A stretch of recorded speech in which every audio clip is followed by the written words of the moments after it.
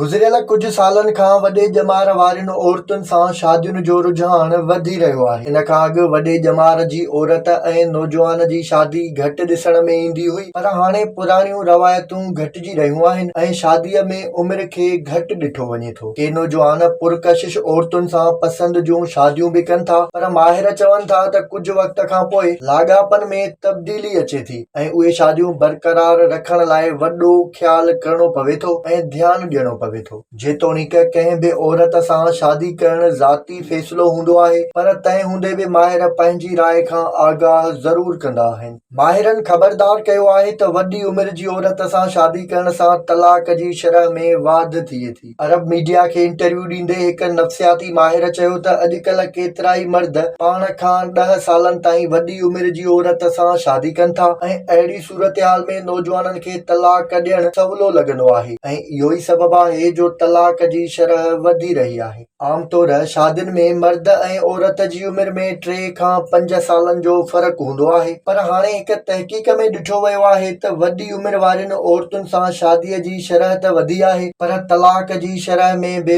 वाधि थी आहे। माहिरनि जो चवणु आहे त शादीअ खां पोइ जोड़नि में इख़्तिलाफ़ पैदा थियनि ऐं उहे रंडकूं तेज़ थी जुदाईअ ताईं पहुची वञनि थियूं। ॿिए पासे ज़रूरी न आहे त शादी ख़तम थी वञे या तकरार पैदा थियनि। जेकॾहिं रिश्ते ऐं लाॻापन ते ध्यानु ॾिजे त शादीअ खे बरक़रार रखी सघिजे थो।